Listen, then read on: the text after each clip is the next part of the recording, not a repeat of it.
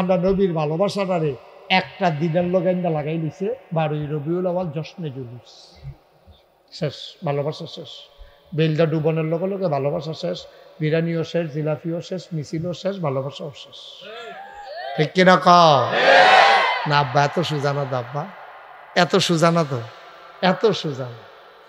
নবীর ভালোবাসা কোনো দিনের লগে সম্পর্ক না, মিনিট সেকেন্ড ঘন্টার লগে সম্পর্ক না, বছরের লগে যুগের লগে সম্পর্ক না রে। তোমার জন্ম থেকে তোমার মৃত্যু, তোমার রান্নাঘর থেকে তোমার সংসদ ভবন, তোমার সকাল থেকে তোমার সন্ধ্যা, তোমার ঘুমাইতে যাওয়া, ঘুম থেকে ওঠা, সবটি জায়গার ভিতরে এমন একটা জায়গা নাই রে যেই জায়গাটার ভিতরে আমার নবীর আদর্শ নাই। ঠিক কিনা? তুমি একদিনে নবীর ভালোবাসা দেখাইলেই গা এত সোজা মনে করছো? এটি কি ভালোবাসা? কি আখাউড়া বাজারও কিনতে পাওয়া যায় যে কেজি খানে কান্না ঘর রাখা দিবা? ভালোবাসা দেখানোর জিনিস না, আমি আবারও বলি, ভালোবাসা হইল প্রমাণের জিনিস। এবার একটা উদাহরণ দিলে আরো সহজে বুঝা লাইবা। একবার আর ফাস্টফুড কয় ফুট বা কথা কয় না কয় ফুট, সবদি কোনো ফাস্টফুডের ভিতরে সবদি কোনো ভালা থাকে না। সুইটটা হইল শয়তানের হেডকোয়ার্টার। তে দুনিয়ার শয়তান তে মসজিদও গিয়া নামাজ পড়ে না, মক্তবেও যাই ফাড়াইতে চাইছে, তে মক্তবের টাইমে গুইরা গাইরা ছুটি হইলে তে একটা ভাব ধরে গড় আইয়া ডুবে, মনে হয় যেন এই মাত্র কোরআন শরীফ পড়াইছে, আসলে তে ঘুইরা গাইরাইছে খেরমুইরার সিফাত হইতে আসিলতে। এই কারবার করে সুইটটারা শয়তানের হেডকোয়ার্টার। এবার হইল তার বাহে হইল মসজিদ কমিটির সভাপতি, তখন বড় হইছে, বিয়া করাইছে, এরপর হতে মসজিদও যায় না। ইমাম সাহেব কয়েকবার কইছে, আপনি একটা মসজিদ কমিটির সভাপতি, আপনার ফুতে যদি মসজিদও না আইয়ে তৈলে কইলাম ইজ্জত। আই ওইদিকে যাও, ওমা যাইবে না, ওইদিকে যাও, বসা ওমা, বসা। উডেতে মানে খেরাতে পড়েছে, গিতাছে বোয়াতে হুইতালাইতেছে, তে উডেতে। এটা উডুই না মাহফিল মনে করছ? তুই কি মনে করছো তন্য হুজুর? তুই হুজুর চিনছে না, হন সিফা দিয়া বইয়া থাক। একটা লুকো উডাউডি করবেন না। লম্বা সময় আমরা আটকে রাখতাম না, যতক্ষণ পছন্দ ওয়াজ শুনবেন, ইশারা দিবেন, মাইক ছেড়ে দেন, শেষ। কিন্তু আমারও ওয়াজও লাগাই যে ভাগ্যে হইতে থাকবে, নেই আসা বাদ দিয়া, হ্যাঁ মেহমান দাওয়াত দিয়া সুইটা সেটা লিয়া খাইতে আছে, পরে থাহে না, না থাহে। আগে মেহমান যাইবে, আর পরে বাদ যাইবেন। আমারে গাড়ির তুল্লা দিয়া সকলে বিদায় করে দিয়া আল্লাহ হাফেজ কইয়া এরপরে আস্তে করে বাদ যাইবেন। এর আগে যেন কেউ লড়তে সরতে না দেখি, যেন মেহমান দাওয়াত দিয়ে এসব ইয়া করেন। বাদ বাড়ির কাছে দেখে আপনি চালাইবেন, আমার বাড়ি দূরে দেখে আমার হতা নাই। আমিন বলো, সবাই বলেন মারহাবা। আমার আল্লাহ রাব্বুল আলামিন নবীকে ডেকে বলেন, ও নবী কোন, হ্যাঁ নবী আপনি বলে দেন, ইন কুনতুম তুহিব্বুনাল্লাহ, যেই ঈমানদারেরা তাদের অন্তরে আল্লাহর ভালোবাসা পয়দা করতে চায়, যারা আল্লাহর ভালোবাসা ওই অন্তরে পয়দা করতে চায়, তারা যেন একটা কাজ করে। আপনি বলে দেন। নবীজি বললেন, বলেন আল্লাহ কি বলবো? আপনি বলেন ফাত্তাবিউনি, তারা যেন আপনার অনুসরণ অনুকরণ করে। সুবহানাল্লাহ বলবেন না? কিন্তু আফসোস কি জানেন, এই আয়াতটার অর্থ আমরা তারা কিছু হুজুর যারা মুখে মুখে আল্লাহরে খুব নবীরে ভালোবাসে, আসলে কাজে করে না। আমরা দেশে তো সব উল্টা। এই যে আমাদের দেশে আনার এটার ভিতরে এটারে বেদানা কয়, আমরা এদিকে কথা কর না, কি কয়? এই যে আনারের ভিতরে বেদানার ভিতরে দানা কম না বেশি? কিন্তু হুদা দানা এতো, এটার ভিতরে গুস্ত নাই তো, সব দিয়ে তো দানা। কাডলের তো বিসি আছে, বাইরে দিয়া কোষের ভিতরে গুস্ত আছে, এটা তো দানা। সামান্য একটু সাফা দিলে খুব দূরা বার হয়, সিরিট করে কেন? হ্যাঁ, এটার ভিতরে দানায় ভরা, এটার নাম দিছে বেদানা। রসে ভরা, এটার নাম দিছে আনারস। মানে রস নাই। হুজুর খেয়াল করছেন না বিষয়টা? দানায় ভরা, এটার নাম দিছে বেদানা, মানে দানা নাই, বে মানে কি নাই, বেদানা মানে দানা ছাড়া, আনারস, আনা মানে নাই, রস, রস নাই, এটা কাটতে সময় যে রস পড়া শুরু হয় খাওয়া পর্যন্ত রস আর রসে গেল, এটার নাম দিছে আনারস। এই উল্টা যে এই বাংলাদেশে ইসলাম একটু উল্টো হয়ে গেছে গা, সুন্নতের লগে দেখা নাই, নাম লইয়া বইয়া রয়েছে সুন্নি।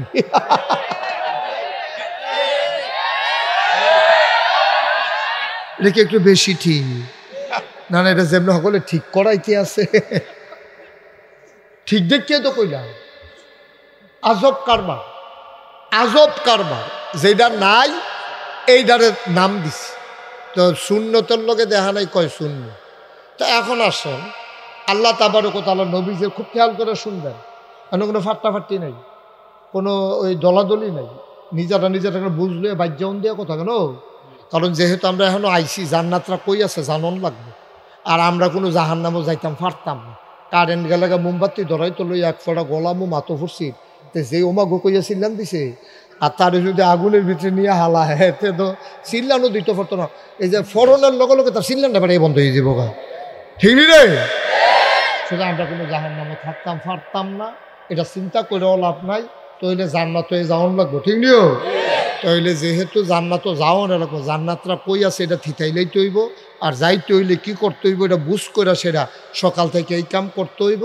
একদিন পট করে আপনি মরে যাবেন, মসজিদের মিনার থেকে ঘোষণা আসবে ঘুলখান নিবাসী জনাব আব্দুল কুদ্দুস দুনিয়া থেকে বিদায় হয়েছে। উনি এই কথা শোনার পরে সবাই দৌড়াই আসবে, কাফন পরাইয়া দাফন করে দেবে মাটির কবরে। সবাই দেখবে মাটির কবর, আব্দুল কুদ্দুস এমন একটা জিন্দেগি করে যাওয়া লাগবে যেন উনি গিয়া দেখে মাটির কবর মাটি নাই, মাটির কবর জান্নাতের টুকরা হয়ে গেছে, ঠিক কিনা? আপনার একটা জিন্দেগির দরকার আছে নাকি নাই? উনি যে উঠতে যে গেতে আছে কুদ্দুসে মরে যে গেতেছে, আমার নিয়ে আবার দৈরা লয় পরে দিয়া বাইরে গিয়ে এই ডে বাল্লা কই যা, হ্যাঁ কি করে ও রাস্তা আগাইয়া রাখছে, মাহফিল শেষ হইলে যেন গৈরান দিয়ে হেগুল ফেরে যে গেতেও পারে। কত চালাক হইছে আমরা তারা। আপনি যেহেন তো উঠতে গেছেন, হ্যাঁ নয়ান কয় ও যেহেন তো উঠতে গেছেন, হ্যাঁ নয়ান আপনি জায়গাটা খালি ফুলে রইছে হলো আইব না, আইতো না, তারপরে তো গৈরান দিয়ে বাইরে ফুরে যাবো, তো নমুনা খারাপ তো তোর সাইয়ারা হিসেবে বেটারে ওইটা ওইটি বন্ধ, এটা তো কথাই হইলো উডন নাই। তারপরে উডন নাই এর ভিতরে দিয়ে উঠতে গেছে গাড়িটা কি তা করো?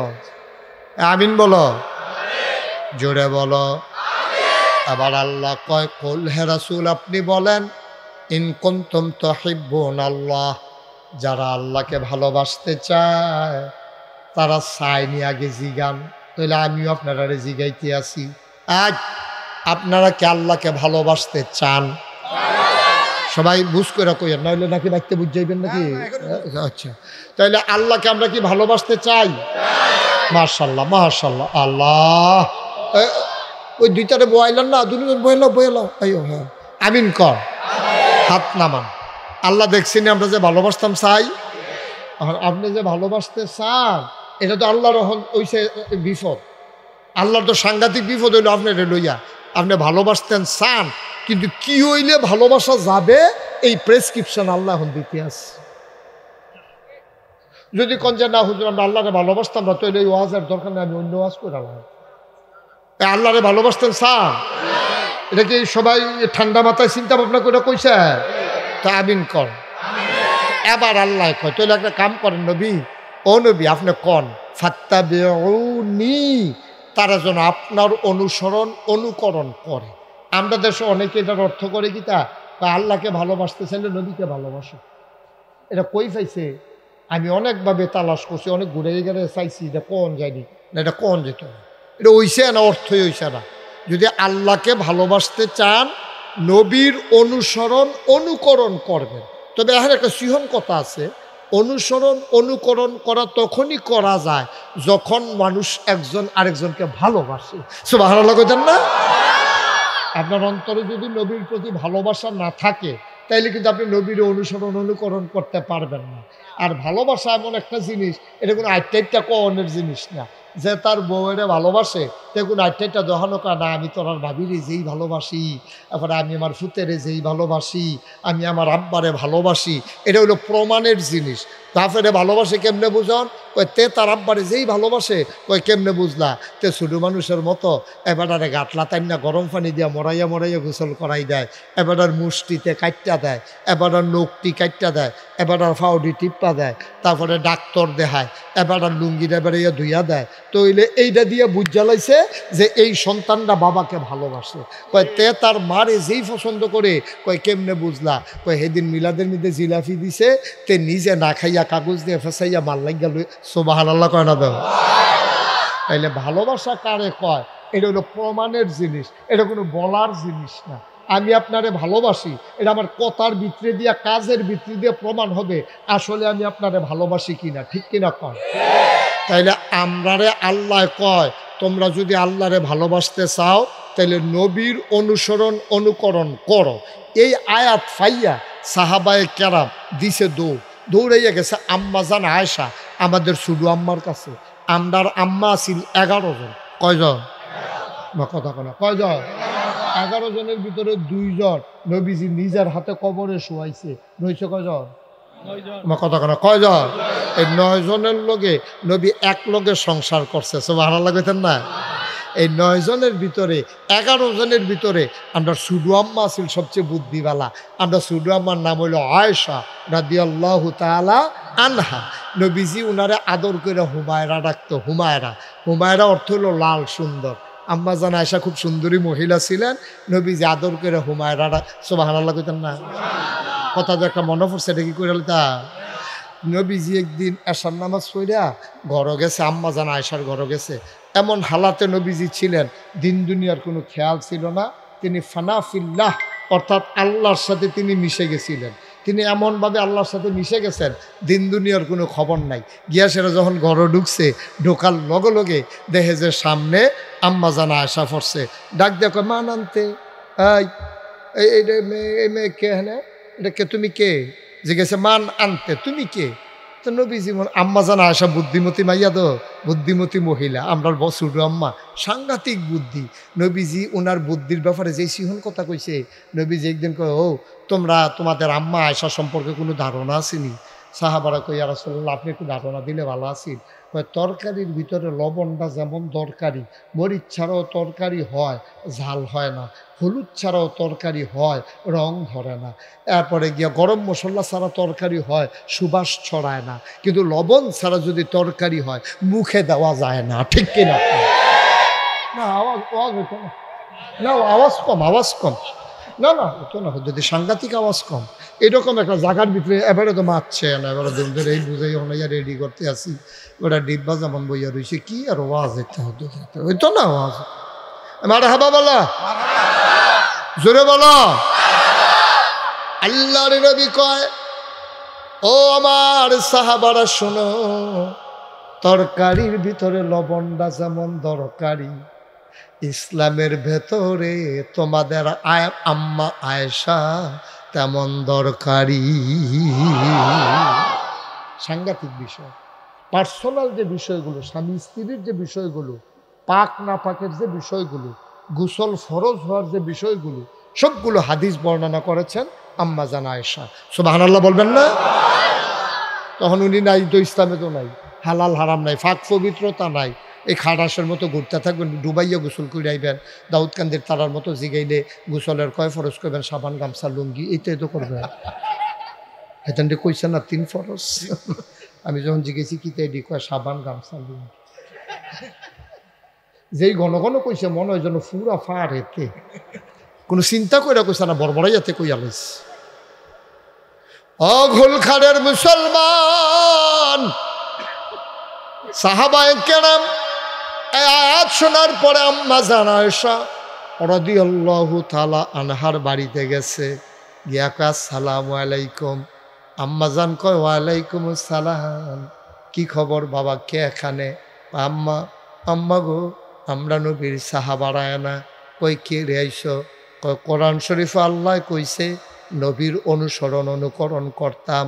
আম্মা ও আম্মা, নবী যখন আমাদের কাছে থাকে আমরা নবীর অনুসরণ অনুকরণ করি, আমরা খেয়াল করি নবী বইছে কেমনে, আমরাও বই এমনে, আমরা খেয়াল করি নবী খায় কেমনে, আমরাও খাই এমনে, আমরা খেয়াল করি নবীর আচার আচরণ কেমন, আমরা ওইটা ফলো করি।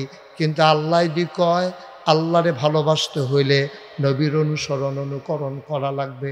আম্মা গো, ও আম্মা, ঘরের বাইরে যা দেখি তা তো অনুসরণ অনুকরণ করি, কিন্তু ঘরের ভেতরে আমার নবী কেমন এটা জানতে বড় মন চায়। বলো সুবহানাল্লাহ।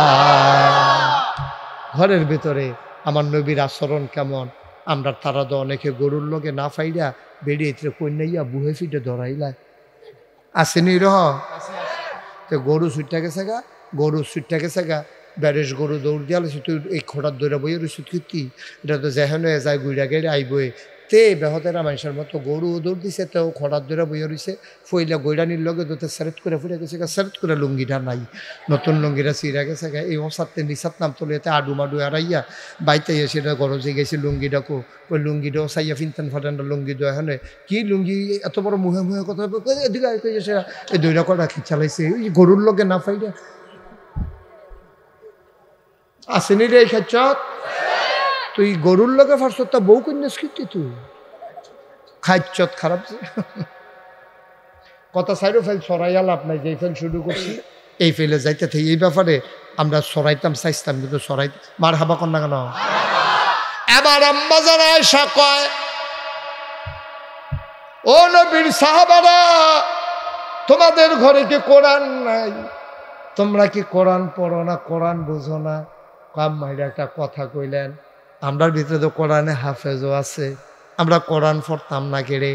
কয় যদি কোরআন পড়ো কোরআন বুঝো তাইলে আমারে জিগাইতাই সুখী হত্যা নবীর ব্যবহার চরিত্র কেমন, খুলুকহুল কোরআন, তার চরিত্র হইল আস্তা 30 পারা কোরআন।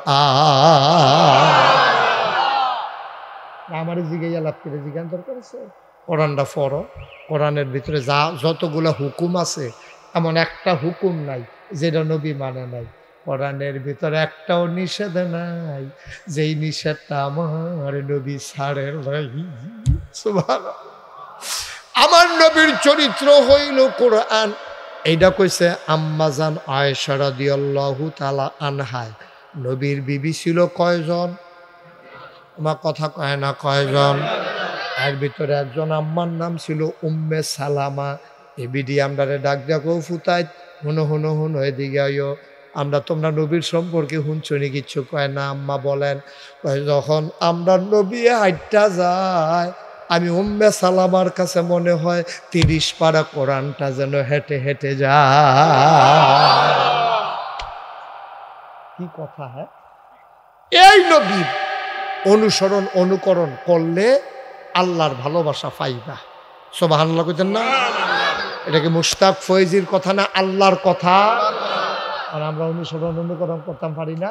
সবাই পড়েন আমিন। যারা দাঁড়িয়ে আছেন ভিতরে এসে বসেন। আছে অনেকে আছে হাদনের লেগা খাইতেও পারে না।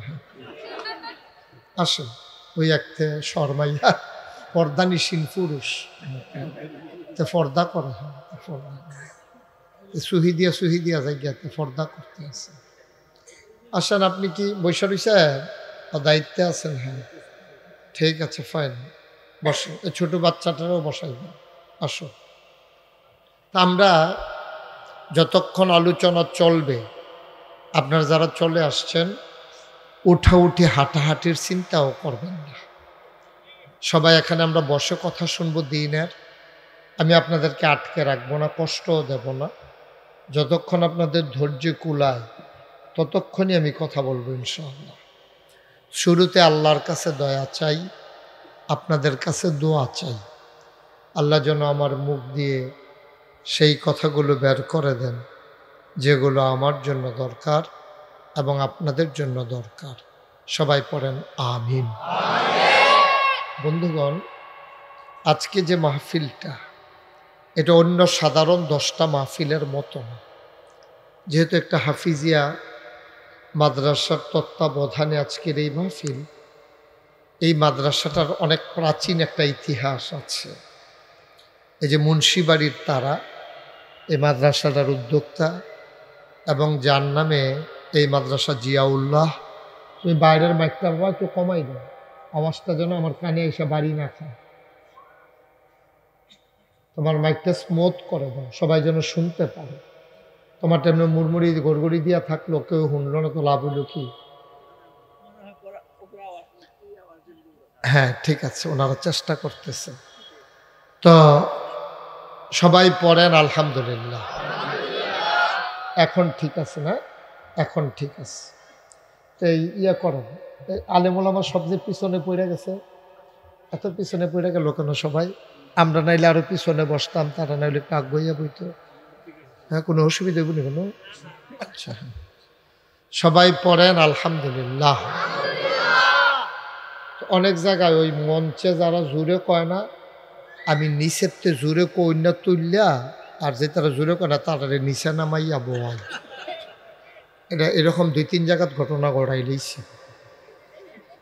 দেখবেন অহন দেখবেন জোরে কইব, যদি নাইমা জায়গা অন লাগে এই ডরে দেখবেন অহন জোরে। আমার কাছে তো জোরে কই না সামনে আছে দোকানো, তো তারা নিচের তারা উফরের তারা না কইলে তো বদলাবদ্দি করে আলাম, কই না লাগবো আমার। তারাও কয়, আমি তো আর এমনি আলাদা করে কইছি না। বলেন সুবহানাল্লাহ। কইছে আবার কইছে, ডরে ডরে। বলেন আলহামদুলিল্লাহ। বলেন আল্লাহু আকবার। এই আঙ্গিনাটা আমার পছন্দের একটা আঙ্গিনা। অনেক সুন্দর মসজিদ, মাদ্রাসা, বিরাট মাঠ, তা ঈদগাহ, তারপরে পুকুরের পার বাধাই করা। এই জায়গাটা আমার খুব পছন্দের। এটা জায়গাটার ভিতরে একটা রুহানিয়ত আছে। পূর্বপুরুষ যারা, তারা খুব খালেস অন্তরে কাজটা করছে, তো এটার জন্য এই জায়গায় আসলে যে কোনো মানুষের হৃদয়ে একটা অনুভূতি সৃষ্টি হয়। আল্লাহ যেন কবুল করে। সবাই পড়েন আমিন। তা আমি বলছিলাম যে এই মাদ্রাসাটা যেমন তেমন, এই মাহফিলটা যেমন তেমন একটা মাহফিল না। যেহেতু কোরআনের মাদ্রাসার তত্ত্বাবধানে একটা মাহফিল, আর কোরআন হচ্ছে আল্লাহর পক্ষ থেকে, খুব খেয়াল করে শুনেন, আল্লাহর পক্ষ থেকে মুসলমান বান্দার জন্য দেওয়া সবচেয়ে বড় যে নেয়ামত, তার নাম হলো কোরআনুল কারীম। সুবহানাল্লাহ বলেন। তো কোন জায়গায় সুবহানাল্লাহ কোন লাগে আপনার আন্দাজ আছে না? তা কইলাম যে কোরআন হলো সবচেয়ে বড় নেয়ামত। কোয়ার পর আপনারা সবাই ধুম দূরে বইয়া রইছেন, তো এরতে বালা জায়গা সুবহানাল্লাহ কোনের লেগে আর পাইবেন কু? বলেন সুবহানাল্লাহ। তোমরা যারা মোবাইলগুলো ধরে রাখছো এগুলো বন্ধ করো। মোবাইলে এভাবে রেকর্ড হয় না। হুজুর আপনারটাও বন্ধ করো, তোমারটা বন্ধ করো, কারণ এভাবে রেকর্ড হয় না। কারণ আপনার সাথে আমার সাউন্ড কানেকশন নাই, তো তা আপনারটা গেরগেরি করকরি এরকম আওয়াজ হইব, কিন্তু কথা বোঝা যাবে না। বরঞ্চ এতদিন যেহেতু ইউটিউবের ভিতরে দেখেছেন, এখন আপনারা যেহেতু আমি বাইরে আইয়া পড়ছি, তো আর ভিতরে চাইয়া লাভ কি? আর যদি ভিতরে চাইবেন তো আর আমারে বাইরে আনছেন কিতে? যেহেতু আমি সরাসরি আইসা পড়ছি, এখন মোবাইল টোবাইল বন্ধ, ওই যে এটা বন্ধ করতে কম।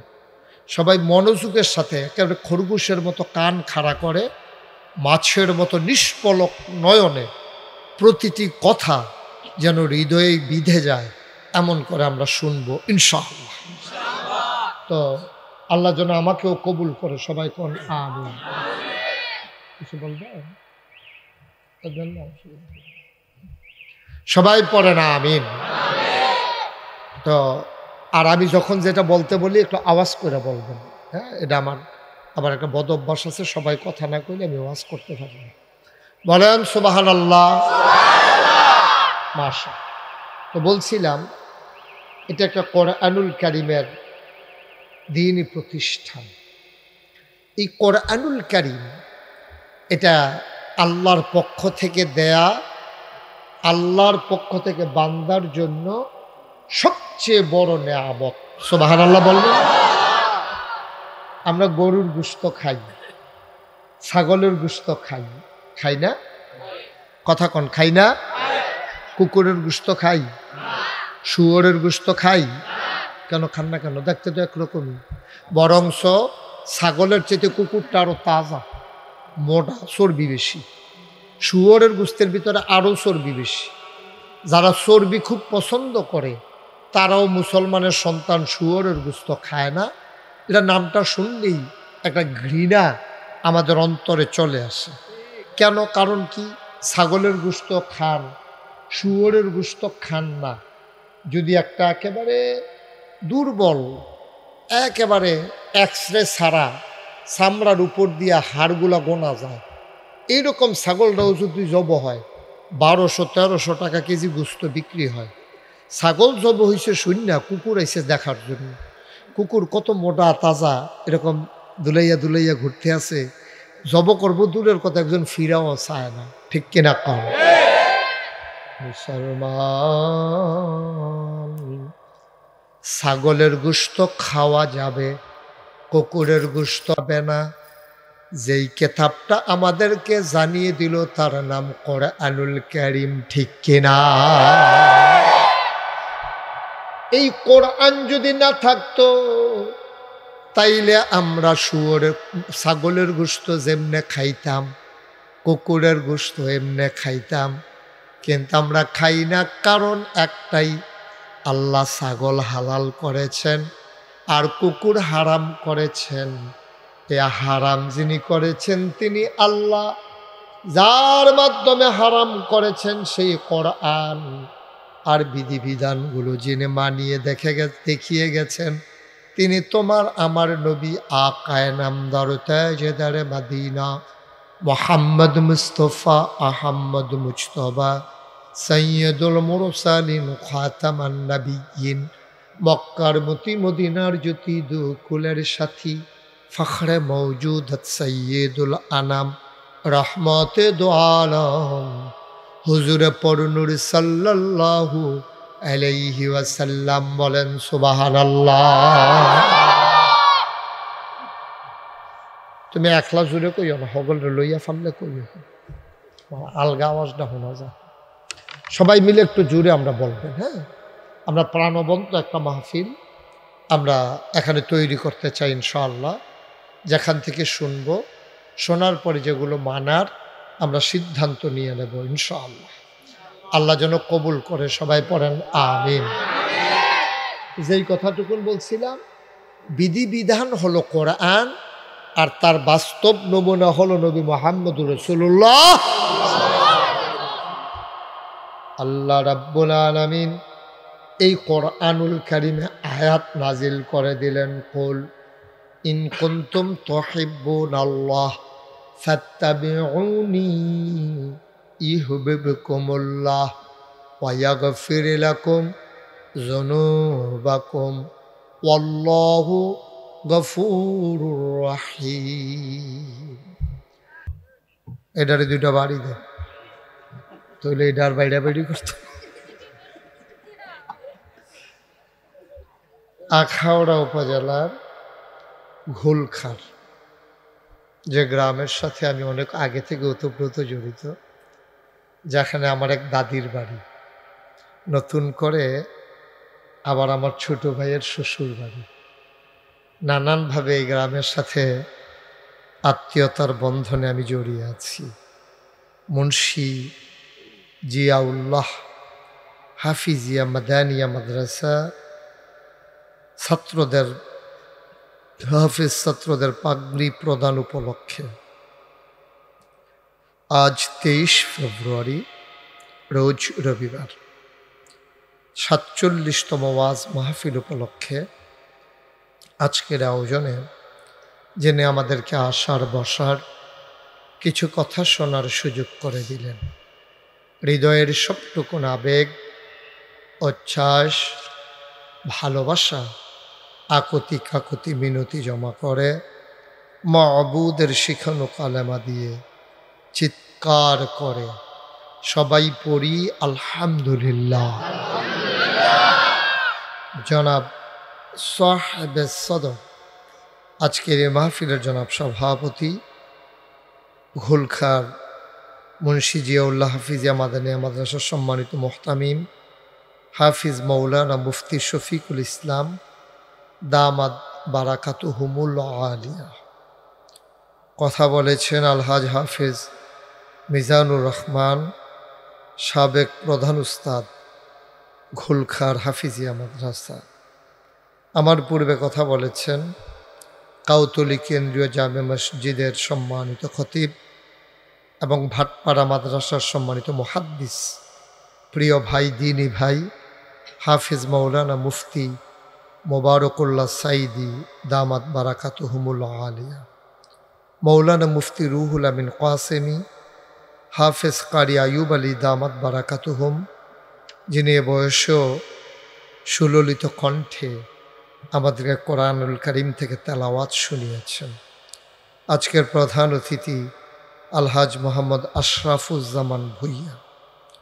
উপস্থিত এই এলাকার বিভিন্ন মসজিদের ইমাম সাহেবান, ওলামায়ে কেরাম, মুরব্বিয়ানে আজাম, কলিজার টুকরা যুবকেরা, পর্দার আড়ালের আমার মা ও বোনেরা, সবার প্রতি আমার আবারও আন্তরিক সশ্রদ্ধ সালাম। আসসালামু আলাইকুম ওয়া রাহমাতুল্লাহি ওয়া বারাকাতুহু।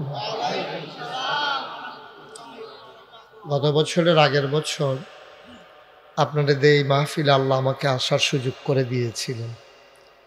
গত বছর কর্তৃপক্ষ চেয়েছিলেন, কিন্তু আমার খালি না থাকার কারণে এবছর আবার তারিখ দেয়া লেগেছে।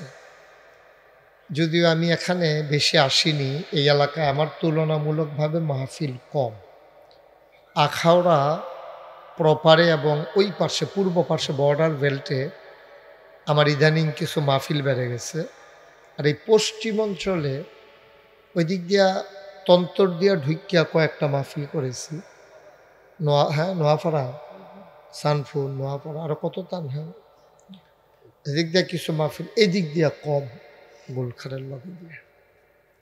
আমিন বলেন, সবাই বলবেন না? আমি যখন যেটা বলতে বলি জোরে বললেন। হ্যাঁ, ইমাম চকবাজার শাহী মসজিদ এবং বাংলাদেশ বেতার রেডিও টেলিভিশনের কারি বৈশাখ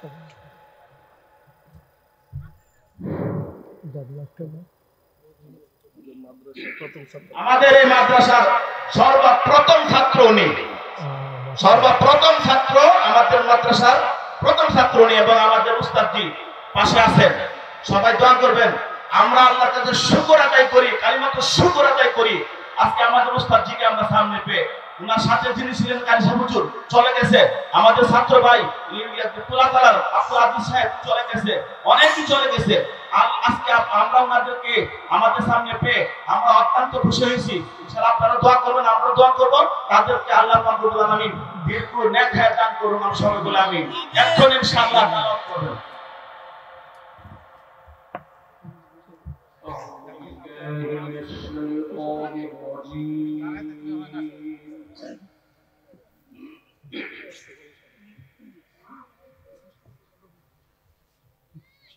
بسم الله الرحمن الرحيم.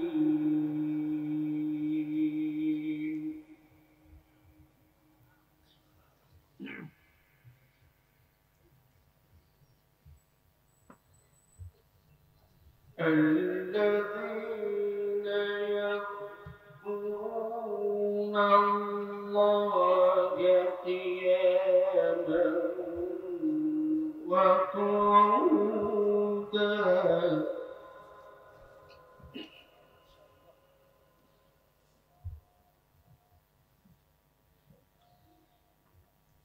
قياما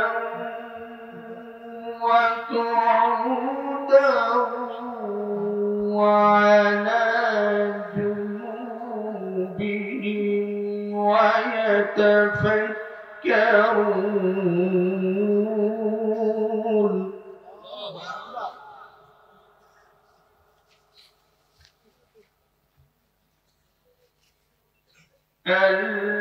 الذين يذكرون الله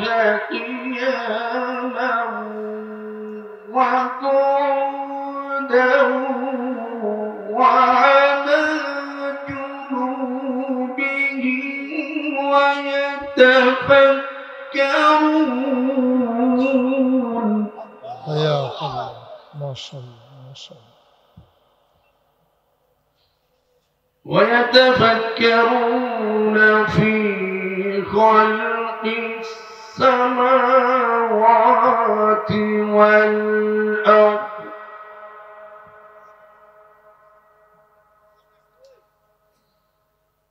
ربنا ما خلقت هذا باطلا سبحانك فقنا عذاب النار.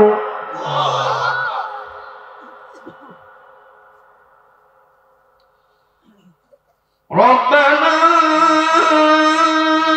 إنك من تدخل النار فقد أخزيته وما للظالمين من أنصار.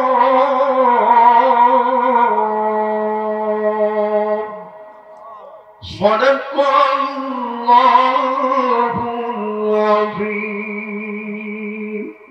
حياك الله جزاك الله. আলহামদুলিল্লাহ, মাশাআল্লাহ। ধন্যবাদ মুহতারাম কাদের কাশা হুজুরকে সুন্দর তেলাওয়াত করার জন্য, হৃদয় জোড়ানো তেলাওয়াত করার জন্য। সুপ্রিয় সম্মানিত উপস্থিতি, এক্ষুনি আমাদের আলহাজ হযরত মাওলানা মুস্তাক ফৌজি দামাত বারকাতুহুম উনি বয়ান করবেন। এখনো যারা বেশি ঘোরাফেরা করছেন আপনাদেরকে সবিনয় অনুরোধ করছি আপনারা মেহেরবানি করে চলে আসুন। হযরত জি এক্ষুনি বয়ান পেশ করবেন, আমরা মনোযোগ সহকারে শুনবো ইনশাআল্লাহ। হুজুরকে কোরআন এবং হাদিস থেকে মূল্যবান তাকরীর পেশ করার জন্য মাহফিল কমিটির পক্ষ হতে সবিনয় অনুরোধ করে দেন। আপনার এই কালের ভেতর আসার পরে আগে যেমন ইবাদত করত, সে ইবাদতগুলির সওয়াব আল্লাহ পাক তাকে দিয়ে দেন। সুবহানাল্লাহ পড়েন। যৌবন কালের সময়ে যে ইবাদতটা করেছে, কিন্তু আজকে বৃদ্ধ হওয়ার কারণে নফলটা পড়তে পারে না। বৃদ্ধ হওয়ার কারণে আল্লাহ তাআলা সেই টাইমে তার এই নামাজটা, এই নফল নামাজটা না পড়লো, তার সওয়াব তার আমলনামা উঠায় দেয়। সুবহানাল্লাহ পড়েন। বৃদ্ধকালের সম্মান দিয়েছেন কে? আল্লাহ তাআলা। তবে বিচক্ষণ যদি বৃদ্ধ হয়, হকের প্রতি ভালোবাসা, দ্বীনের প্রতি ভালোবাসা, আমলের প্রতি ভালোবাসা নিয়ে যদি বৃদ্ধ হয়ে যায়, এই বৃদ্ধগুলি সমাজের জন্য সম্পদ হয়ে যায়, মানুষের জন্য একটি সহায় হয়ে যায়। আল্লাহর নবী সাল্লাল্লাহু আলাইহি সাল্লাম একবার হজ্জের সময়ে মিনার প্রান্তরে চলে গেলেন। ওখানে গিয়ে প্রতিটি তাঁবুর মধ্যে গিয়ে গিয়ে তিনি কলমার দাওয়াত দিলেন, বললেন যে লা ইলাহা ইল্লাল্লাহ দাওয়াত দিয়ে দিলেন। বললেন আমি হচ্ছি আল্লাহর রাসূল, তোমরা আমার উপর ঈমান আনয়ন করো। আল্লাহ আদেশ করেছেন আমার উপর ঈমান আনয়নের জন্য, মূর্তি পূজা ছেড়ে দেওয়ার জন্য। আমাকে সাপোর্ট করো, আমাকে সাহায্য করো, আমি যেন দাওয়াতি কাজ করতে পারি। বনি আমের গোত্রের কয়েকজন মানুষের কাছে দাওয়াত দিলেন। আমের গোত্রের লোকজন ঈমান আনে নাই এবং তারা বলেছে তোমার উপর ঈমান এনে আমাদের কি লাভ হবে? আমরা যদি নেতৃত্ব না পাই, আমরা যদি দেশের বাদশা হতে না পারি, তোমার উপর ঈমান আনয়ন করে তো কোনো লাভ হবে না। তোমার দায়িত্ব আমরা কেনই বানিব? আমাদের বাড়িতে নিয়ে তোমাকে আমাদের বোঝা বানানোর কোনো দরকারও নাই। পড়েন নাউজুবিল্লাহ। আসলে চিনতে পারে নাই। কথা কি বুঝতে পেরেছেন? আসলে চিনতে পারে নাই। এই হজ্জের কাফেলা চলে গেল বাড়িতে। হাজ শেষ করে যখন বাড়িতে গিয়েছে, বাড়িতে যাওয়ার পরে তাদের বাড়ির মধ্যে ছিল একজন বৃদ্ধ মানুষ, একেবারে বুড়া হওয়ার কারণে, দুর্বলতার কারণে তিনি হজ্জে যেতে পারেন না। যৌবনকালে তিনি প্রতি বছর হজ্জে যেতেন, কিন্তু বুড়া হওয়ার কারণে তিনি যেতে পারেন না, বাড়িতে থাকেন। কিন্তু প্রতি বছর জনগণ হজ্জে যাওয়ার পরে ফিরে এসে হজ্জের মধ্যে যা যা ঘটেছে সব ঘটনা এ বুড়ার কাছে সংবাদ পৌঁছায় দিত। সুবহানাল্লাহ। দাদা তুমি যাও নাই হজ্জে, এইবার হজ্জে এরকম একটা মজার ঘটনা ঘটেছে, সব ঘটনা বলতো। তো এবারে হজ থেকে ফিরে এসে এই কাফেলা এই বৃদ্ধের কাছে গিয়ে বসলো, দাদা এইবার একটা মজার খবর তোমাকে বলবো, তুমি তো যাও নাই, একটা মজার খবর শোনো। কি খবর? যে আমাদের তাঁবুর মধ্যে যে মক্কার কোরাইশের এক যুবক এসেছিল, দেখতে দারুণ সুন্দর, সুবহানাল্লাহ বলবেন না, দারুণ সুন্দর। উনি দাবি করছেন উনি নাকি রাসূলুল্লাহ সাল্লাল্লাহু আলাইহি সাল্লাম। উনি ওনার উপর ঈমান আনয়ন করার জন্য আমাদেরকে দাওয়াত দিয়েছেন। আমরা তো ওনার উপর ঈমান আনি নাই। উনি আমাদের সাপোর্ট চেয়েছেন, উনি আমাদের সমর্থন চেয়েছেন, উনি আমাদের আশ্রয় চেয়েছেন, আমরা যেন ওনার পাশে থাকি, ওনার সাপোর্ট করি, যাতে করে উনি দাওয়াতি কাজটা সুন্দর করে করতে পারে। কিন্তু আমরা ওনার কথায় কর্ণপাত করি নাই, শুনি নাই, আমরা ওনাকে সাপোর্ট করি নাই। এই হজ্জের ভিতরে এটা হলো একটা অসাধারণ ঘটনা। যখন ঘটনায় মুরব্বীর কাছে বলল, বুড়া এ বৃদ্ধের কাছে যখন বলল, এই বৃদ্ধ এ বুড়া কিন্তু অন্য 10টার মতো নয়, এই বৃদ্ধ বুড়া হইল এটা ছিল হীরকখণ্ডের মতো একজন দেহ। সুবহানাল্লাহ। সংবাদ শোনার সঙ্গে সঙ্গে বৃদ্ধ বললেন, আমার যুবক নাতিরা শোনো। এ বৃদ্ধ মানুষটি কথাটা শোনার সঙ্গে সঙ্গে 2টা হাত মাথার মধ্যে রেখে দিয়েছে। মানে হ্যাঁ হ্যাঁ, কামটা হলো কি, কথা কি বুঝছেন? 2 হাত মাথার মধ্যে রেখেছে। এরপরে বলল, আমার নাতিরা শোনো, কি কাজটাই না তোমরা করেছ। ইসমাইলের বংশের ভেতরে যত সন্তান মক্কার কোরাইশের মধ্যে জন্মগ্রহণ করেছে, তারা মানুষের সঙ্গে মিথ্যা কথা বলে না, মানুষকে তারা ধোঁকা দেয় না, মানুষের উপর জোর জুলুম করে না। সুতরাং ওই বংশের ভিতরে যেই যুবকের কথা তোমরা বলেছ, যার নাম মুহাম্মাদুর রাসূলুল্লাহ সাল্লাল্লাহু আলাইহি ওয়াসাল্লাম, যে যুবকের কথা বলেছ তিনি নিশ্চয়ই আল্লাহ রাসূল হবেন। আমি দৃঢ় বিশ্বাস করি তিনি রাসূল ছাড়া অন্য কিছু হবেন না। সুবহানাল্লাহ। ও হে আমার যুবক নাতিরা শোনো, ওনার উপরে তোমরা ঈমান আনয়ন করো নাই, তাকে সাপোর্ট করো নাই। আমাদের এলাকার মধ্যে বাড়ির মধ্যে আসতে চেয়েছিল, তাও তোমরা আনো নাই। ওনাকে নানার মাধ্যমে চরম ভুল করেছ। এই ভুলের মাসুল তোমরা জীবনে কখনো পূরণ করতে পারবে না। সুবহানাল্লাহ। আল্লাহু আকবার বলবেন না? এটাও তো বুড়া, এটাও তো বুড়া, কিন্তু এই বুড়ার ব্রেন কত উর্বর ছিল, এই বুড়ার ব্রেন কত উন্নত ছিল। হককে কিভাবে বুঝতে পেরেছে, হককে কিভাবে গ্রহণ করেছে, হককে কিভাবে সাপোর্ট করেছে। এইরকম বুড়া যদি সব বুড়া আমাদের বাংলাদেশে হতো, বাংলাদেশে কলমার পতাকা পথ পথ করে উড়ে যেত। কথা বলেন ঠিক কিনা? কিন্তু বাংলাদেশের আলহামদুলিল্লাহ অনেক বুড়ো ভালো, নামাজি, দিনদার, আল্লাহর দ্বীনের জন্য কাজ করে, দ্বীনের পতাকা উড্ডীন করার জন্য কাজ করে। কিন্তু এই বুড়াদের মধ্যে এমন বুড়াও তো আছে, যুবকরা দেখলো জিব্বায় কামড় দিয়া রাখে, আছে না নাই? আল্লাহ যেন বুঝ দান করেন, বলুন আমিন। আল্লাহ তাআলা বলছেন, সুম্মা জাআলা মিন বাদি কুওয়াতিন দুরফাও ওয়া শাইবা, তোমাদেরকে কুয়ার পরে আমি দুর্বলতা দিয়েছি, বার্ধক্য দিয়েছি। তোমরা বুড়া হওয়ার পরে ঠিক শিশুকালের মতোই ঠিক একদম দুর্বল হয়ে যাও, বুড়া হয়ে যাও। ওই সময় বুড়া হওয়া মানে হচ্ছে কবরের ঘন্টা বেজে গেছে। কিসের ঘন্টা বেজে গেছে? কবরের ঘন্টা বেজে গেছে, সিগন্যাল এসে গিয়েছে। তাহলে 2 প্রান্তের ব্যাখ্যা হয়ে গেল, শিশুকালের ব্যাখ্যা আর বৃদ্ধকালের ব্যাখ্যা। মাঝখানে রয়ে গেছিল কোনটা মনে আছে? কৌয়া। কি রয়ে গেছে? কুয়া রয়ে গেছে। এই কুয়াটার ব্যাখ্যাটা কি হবে? তাহলে বোঝা গেল এই আয়াতের মধ্যে মাঝখানের কুয়াটা মনে হচ্ছে একজন যুবক, একজন সৈনিক, আর তার ডান দিকে, তার ডান হাতে রয়েছে শিশুকাল, তার বাম হাতে রয়েছে বৃদ্ধকাল। এই 2টাকে হাতে নিয়ে সৈনিক মাঝখানে দাঁড়িয়ে আছে। যদি এই সৈনিক সফল হয় তাহলে তার ডান এবং বাম এটাও সফল হয়ে যাবে। আর যদি এই সৈনিক ভেঙ্গে পড়ে বিফল হয়ে যায়, তার ডানও বিফল হবে, তার বামও বিফল হবে। আল্লাহ তাআলা কি ইঞ্জিনিয়ারিং! কৌয়াটাকে আল্লাহ পাক মাঝখানে রেখে তিনি এটাই বুঝিয়েছেন, এটা সফল হলে সব সফল, এইটা যদি ব্যর্থ হয় সব ব্যর্থ হয়ে যাবে। দুর্বলতার পরে তিনি তোমাদেরকে কুয়া দিয়েছেন। এই কুয়া মানে কি?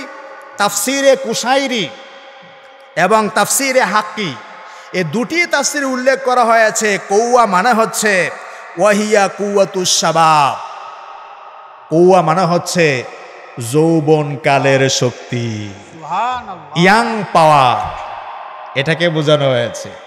শিশুকালের পরে আল্লাহ পাক যৌবন দেন, যৌবনের শক্তি দেন। তাফসিরে কবির ইমাম রাজি রাহিমাহুল্লাহ বলেছেন, এখানে কুয়া মানে হচ্ছে হালাতু শাবাবি, তার যৌবনকালের অবস্থাকে আল্লাহ পাক কুয়া দিয়ে প্রকাশ করে দিয়েছেন। সুবহানাল্লাহ বলেন। ইবনে আব্বাস রাহিমাহুল্লাহ তিনি বলেছেন, এখানে কুয়া মানে হচ্ছে রাজুলান শাবান কবিয়ান, একটা শক্তিশালী যুবক মানুষকে আল্লাহ পাক কুয়া দিয়ে প্রকাশ করেছেন। সুবহানাল্লাহ বলেন। তাহলে বোঝা গেল আল্লাহ তাআলা মাঝখানে কুয়ার শব্দটা দিয়ে আমাদের যুবক বন্ধুদেরকে বুঝিয়েছেন, যুবক ভাইদেরকে বুঝিয়েছেন।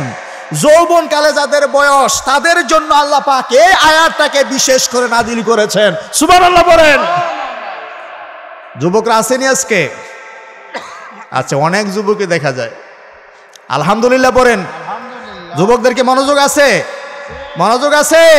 বিশেষ করে আপনাদের জন্য এই মাঝের অংশটুকুন আল্লাহ তাআলা আলাদা স্পেশাল ভাবে সম্বোধন করছেন যে যৌবনকাল আমি আল্লাহ পাক এদেরকে দান করেছি দুর্বলতার পরে। এই যৌবনকালের দাম মর্যাদা আছে না নাই? একটু আগেই বললাম, যদি এই কালটা, এই কুয়াটা যদি ধসে পড়ে, ডান বাম দুইটাই ধসে পড়বে। এই জন্য রাসূল কারীম আলাইহিস সালাম তিনি বলেছেন যে 5টা বিষয়কে তোমরা গনিমতের মাল মনে করবে। ওয়া শাবাবাকা কাবলা হারামিকা, বার্ধক্য আসার আগে তোমার যৌবন কালকে তুমি গনিমতের মালের মতো মনে করবে। সুবহানাল্লাহ। কি আসার আগে? বার্ধক্য আসার আগে, বুড়া হওয়ার আগে যৌবন কালটাকে গনিমতের মালের মতো তোমরা মনে করবে। সেই জন্য আমি যুবক ভাইদেরকে বলছি, আজকে যুবকদের প্রতি যদি আমরা লক্ষ্য করি, অধিকাংশ যুবক বিপদগামী। কথা বলেন ঠিক কিনা? বিপদগামী কিনা? যুবক হচ্ছে একটা জাতির জন্য স্বপ্ন। যুবকদের মাধ্যমে উন্নয়ন ত্বরান্বিত হয়, যুবকদের মাধ্যমে জাতির আশা প্রত্যাশা পূরণ হয়, যুবকদের মাধ্যমে জাতি আগ্রাসী শক্তিকে প্রতিরোধ করে, যুবকদের মাধ্যমে দুর্নীতি বন্ধ হয়, যুবকদের মাধ্যমে অন্যায় অবিচার প্রতিরোধ করা যায়। যুবক হচ্ছে একটা দেশের প্রাণ শক্তি। সেই যুবক যদি নষ্ট হয়ে যায়, একটা জাতি, একটা দেশ নষ্ট হয়ে যায়। কথা বলেন ঠিক কিনা? একটা জাতি নষ্ট হয়ে যায়। সেই জন্য যুবক, তাদের দিকে যদি আমরা লক্ষ্য করি, আমরা কি দেখতে পাই? আজকে যুবকদের দিকে লক্ষ্য করলে আমরা দেখতে পাই যুবকগুলি, অধিকাংশ যুবক আজকে বিপদের দিকে দ্রুত গতিতে অগ্রসর হচ্ছে। যেমন কেউ তো তার লেখাপড়া হারাই ফেলেছে, লেখাপড়ার নেশা তার থেকে বিদায় হয়ে গেছে। কেউ উচ্ছৃঙ্খল হয়ে গিয়েছে, কেউ বখা হয়ে গিয়েছে, কেউ বা চরিত্র হারায় ফেলেছে, কেউ বা আপনার মা বাবার জন্য বোঝা হয়ে গিয়েছে, কেউ বা একটা এলাকার জন্য সে একটা বোঝা, একটা ত্রাস হয়ে গিয়েছে, কেউ বা সে একটা যুবক মানুষে অভিশাপ হয়ে গিয়েছে।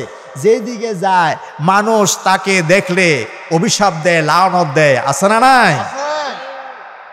মা বাবা তাকে লালন পালন করেছে অনেক কষ্ট করে, সে এমন আচরণ এখন করে, কার সঙ্গে চলে, কি খায়, কোথায় ওঠা বসা করে, তার এই অবস্থাগুলি দেখলে মা এবং বাবা কান্দে আর বলে যে আমার এই ক্ষীরখণ্ড, এই মানিক সন্তানটা কে ধ্বংস করে দিল, কার সঙ্গে চলে, কার কারণে আমার এই সম্পদ আমার জন্য গজবে পরিণত হলো।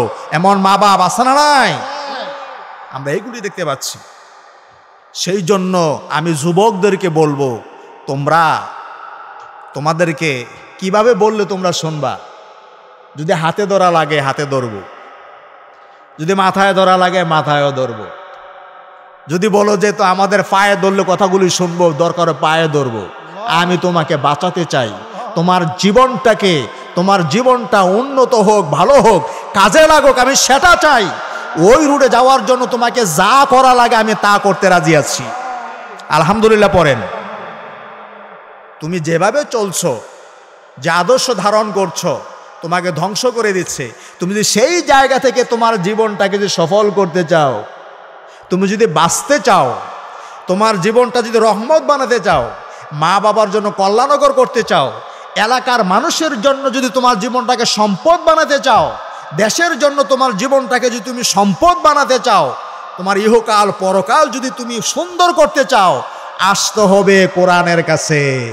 কার কাছে আসতে হবে? কার কাছে আসতে হবে? কোরআন ছাড়া আর কোন রাস্তা আছে মুসলমান? আর কোন রাস্তা নেই। সেই বিপদ থেকে বাঁচার জন্য আজকের এই মাহফিলে আমি তোমাদেরকে 8টা সিঁড়ির কথা শোনাবো। কয়টা সিঁড়ি? কয় সিঁড়ি? জান্নাত কয়টা? সবাই বলেন জান্নাত কয়টা? জান্নাত 8টা। আর আমি তোমাদেরকে 8টা সিঁড়ির কথা শোনায় যাব। এক এক করে যদি সেই সিঁড়িগুলি তুমি পাড়ি দিতে পারো, আল্লাহর কাছে সাহায্য চাইবো, আল্লাহ যেন তোমাকে জান্নাতি বানায় দেন, এলাকার জন্য যেন তোমাকে আল্লাহ রত্ন বানায় দেন। বলুন আমিন। কয়টা সিঁড়ি বলবো আজকে তোমাদেরকে? 8টা সিঁড়ি বলবো। 1 নাম্বার সিঁড়ি হলো আল্লাহর উপরে পরিপূর্ণভাবে তুমি ঈমান আনয়ন করো, যেমন ভাবে সাহাবায়ে কেরাম ঈমান আনয়ন করেছেন। এমনও যুবক থাকতে পারে সমাজের মধ্যে, বয়সে যুবক হয়েছে ঠিক আছে, কিন্তু তার কলবের ভেতরে আল্লাহর উপর ঈমান পরিপূর্ণভাবে শক্ত হয়ে বসে যায় নাই। হতে পারে ছোটবেলায় তার মা তাকে নিয়ে মাজারে গিয়েছিল, মাজারের বালু তার গালে, তার মুখে, তার মাথায়, দেহের মধ্যে মেখে দিয়েছে। এমন আছে না নাই? ছোটবেলায় বাবা তাকে কোনো দয়ালের কাছে নিয়ে গিয়েছিল, দয়ালের পায়ের মধ্যে তাকে ফেলেছে, দয়ালের মহব্বত তার কলবের মধ্যে ঢেলে দিয়েছে। ছোটবেলায় সে কোনো গির্জায় গিয়েছিল, অথবা কোনো মূর্তির পূজায় গিয়েছিল, অথবা কোনো শিরিকের আড্ডায় গিয়েছিল, সেভাবে সেগুলির ভালোবাসা আজকে যৌবনকাল পর্যন্ত তার কলবের ভিতরে এগুলি বসে রয়েছে। বসে থাকার কারণে এই যুবক এখন যৌবনকালও ওই বাতিলগুলি চিনে, কিন্তু আল্লাহকে ভালো করে চিনে না। আছে না নাই? যুবক বন্ধুরা, প্রথম সিঁড়ি হলো এগুলাকে সব বাদ দিয়া সূরাতুল কাহাফের ভেতরে ঢুকো। ওখানে 7 জন যুবকের কথা বলা হয়েছে। ওই 7 জন যুবকের যেই মডেল ছিল, তাদের যে চিন্তা ছিল, তাদের যে ঈমান ছিল, ওই যুবকদের মতো তুমিও ওই রকম কলমা পড়ো, সফল করে দিবেন কে? আল্লাহ রাব্বুল আলামিন সেই 7 জন যুবকের কথা বলেছেন, ইন্নাহুম ফিতয়াতুন আমানু বিরাব্বিহিম ওয়াজিদনাহুম হুদা। ওরা ছিল কয়েকজন যুবক, তারা তাদের রবের উপর ঈমান আনয়ন করেছিল। আমি আল্লাহ তাদের হিদায়াতের সব ধরন বেশি বেশি করে বৃদ্ধি করে দিয়েছি। সুবহানাল্লাহ। আরো জোরে পড়েন সুবহানাল্লাহ। যুবক কয়জন সেখানে? 7 জন। এই 7 জন যুবকের ইমানি মডেল হলো তোমাদের জন্য ইমানি মডেল হয়ে গিয়েছেন, তাদেরকে অনুসরণ করো। এই 7 জন যুবক পড়েছিল লা ইলাহা ইল্লাল্লাহ, আল্লাহ ছাড়া কাউকে মানি না। সেই দেশের ভেতর অনেক মূর্তি ছিল, ভাস্কর্য ছিল, নেতা ছিল, নেত্রী ছিল, বাদশাহ ছিল, প্রেসিডেন্ট ছিল, সমাজের কত জায়গায় কত আখড়া ছিল, সবগুলাকে বাদ দিয়া তারা পরে নিয়েছে লা ইলাহা ইল্লাল্লাহ।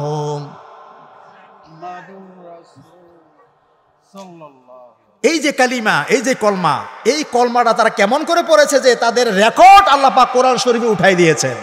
কোরআন থাকবে যতদিন, এ 7 যুবক এর কথা মানুষ তেলাওয়াত করবে ততদিন। সুবহানাল্লাহ বলবেন না?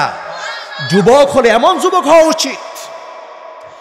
এই কালিমা শুধুমাত্র যে পরে ক্ষান্ত হবে এমনটা নয়, এই কালিমার উপরে আল্লাহ পাক এত দয়া তিনি নিহিত রেখেছেন, এত শক্তি রেখেছেন, এত সম্মান তিনি রেখেছেন। এই কালিমার মাধ্যমে তোমার দুনিয়াটা সফল হয়ে যাবে, এমনকি তোমার আখিরাতও সফল হয়ে যাবে। একটি উদাহরণ দিলে তোমরা ভালো করে বুঝতে পারবে। আবু তালেব মরণের বিছানায় চলে গেল। আবু জাহেল সহ মক্কার বড় বড় নেতৃবৃন্দ আবু তালেবের বিছানায় গিয়ে হাজির।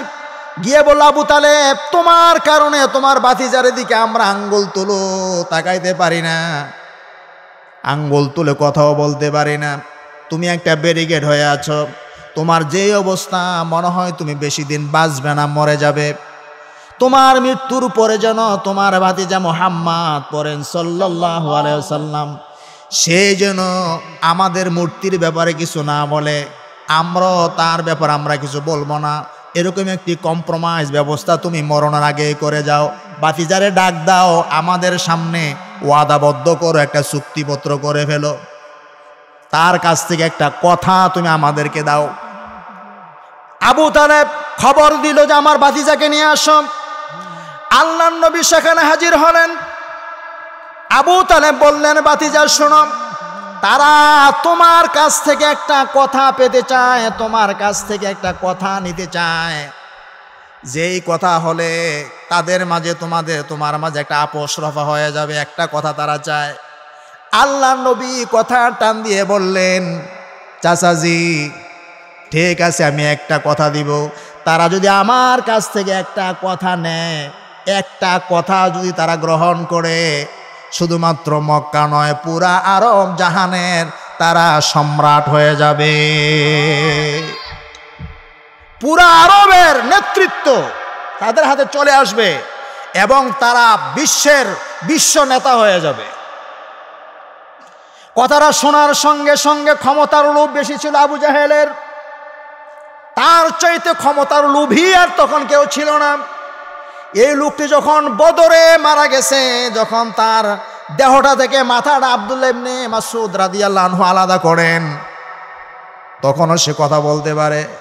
সে বলেছে, আব্দুল্লাহ, তুমি যখন আমার গলাটা কাটবে, গোড়া থেকে কাটবে, গোড়া থেকে কাটবে। কয় কেন? কয় আমি মরণের পরে আমার কল্লা লম্বা সাইজ দেখে যেন মনে করে এটা নেতার কল্লা। নাউজুবিল্লাহ বলবেন না, যেন নেতার কল্লা। তার ক্ষমতার প্রচন্ড লোভী ছিল।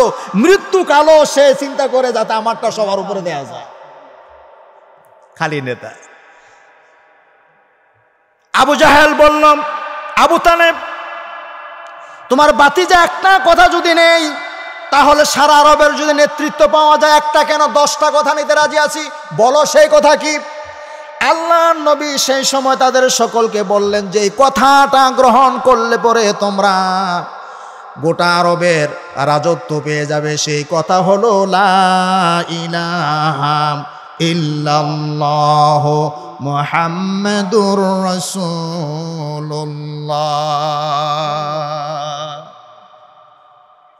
আবু জাহেল চিন্তা করলো, এদের আগেরটা না,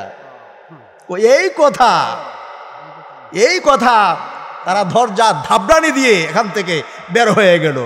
এই কলমা এমন একটি কলমা, কোনো জাতি যদি তাকে গ্রহণ করে তারা যে বিশ্ব নেতা হতে পারবে, বিশ্বের উপর নেতৃত্ব করতে পারবে, তার উদাহরণ হচ্ছে রাসূল কারীম আলাইহিস সালাম বিশ্ব নেতা হয়ে গিয়েছিলেন। তিনি জীবদ্দশায় 30 লক্ষ বর্গ মাইল এরিয়ার তিনি প্রধান হয়ে গিয়েছিলেন। সুবহানাল্লাহ পরে প্রেসিডেন্ট হয়ে গিয়েছিলেন।